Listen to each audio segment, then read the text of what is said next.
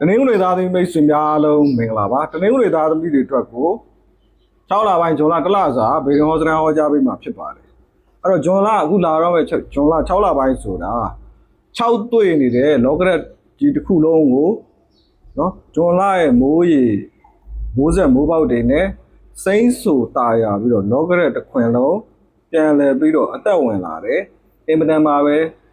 ကြည်နူးစွတ်ပြန့်ဝင်ကောင်းတဲ့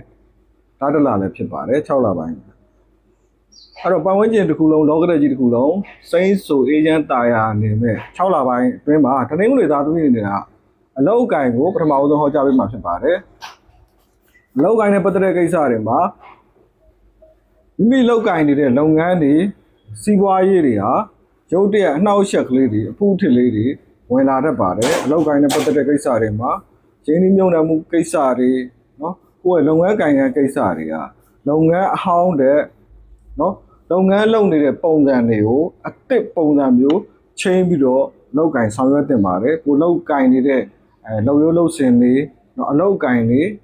နော်လုပ်ငန်းအဟောင်းတဲ့လုပ်ငန်းအသစ်တွေစတင်မဲ့သူတွေကပို့ပြီးတော့အဆင်ပြေပါလိမ့်မယ်အဲ့တော့မိမိရဲ့လုပ်ငန်းခွင်ထဲမှာအလောက်ကင်ထဲမှာအလျှက်စစ်နဲ့ပတ်သက်တာတွေရှော့ဖြစ်တာမျိုးတွေအဲ့တော့မီးလန့်တာမျိုးတွေဖြစ်တတ်တယ်အလောက်ကင်နဲ့ပတ်သက်ရင်အနည်းငယ်သတိထားရတယ်နောက်သူတစ်ပါးကကိုယ့်ရဲ့လုပ်ငန်းကိုပြိုင်ဆိုင်လာတာမျိုးတွေကိုယ့်ရဲ့လုပ်ငန်းကိုသူတစ်ပါးကအတိုက်ခိုက်လေးတွေပြုလုပ်လာတာမျိုးတွေကြုံတွေ့ရတတ်တယ်လုပ်ငန်းကိုင်ငန်းနဲ့ပတ်သက်ရင်အနည်းငယ်အဖူးအထစ်လေးတွေကြုံတွေ့တတ်ပါတယ်လုပ်ငန်းအဟောင်းကရပ်ဆိုင်းသွားပြီးတော့လုပ်ငန်းအသစ်တွေပြုလုပ်ရတတ်တယ်နော်ဒီနေရာမှာလုပ်ငန်းအသစ်လုပ်မဲ့လူတွေကပို့ပြီးတော့ပဲအဆင်ပြေပါတယ်အဲ့တော့လုပ်ငန်းအသစ်တွေလုပ်ကိုင်ရတတ်တဲ့အချိန်ခါမျိုးဖြစ်ပါတယ်6လပိုင်းဆိုတာအဲ့တော့ငွေကြေးကိစ္စတွေမှာမထင်မှတ်ဖက်တဲ့ငွေကြေးလက်လာပါတွေ6လပိုင်းမှာတနင်္ဂနွေသားသမီးငွေကြေးလက်လာပါတွေဝင်လာခင်းရှိတယ်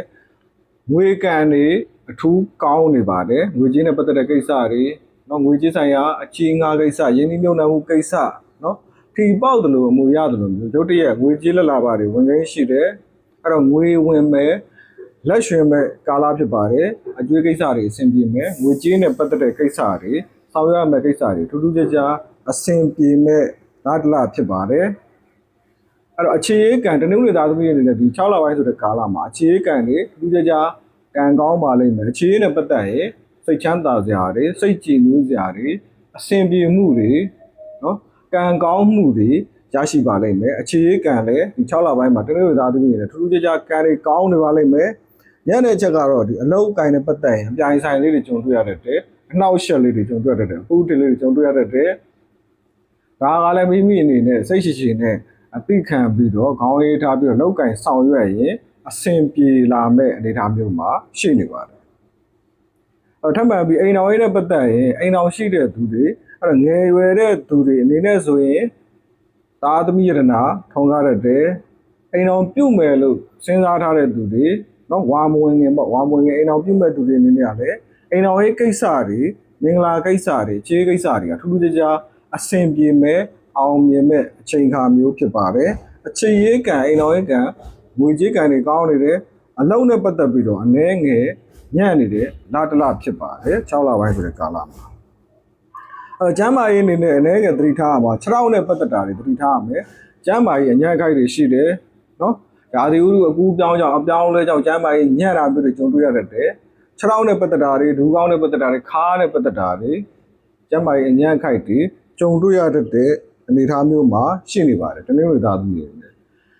အဲ့တော့အကျိုးပေးတဲ့အရာတွေနဲ့ဆိုရင်အဝါရောင်အဖြူရောင်အကျိုးပေးပါတယ်ဒီ6လပိုင်းဆိုတဲ့ကာလမှာတနင်္ဂနွေသားသမီးအကျိုးပေးတဲ့အရာကတော့အဝါရောင်အဖြူရောင်အကျိုးပေးတယ်အကျိုးပေးတဲ့ကဏ္ဍအနေနဲ့ဆိုရင်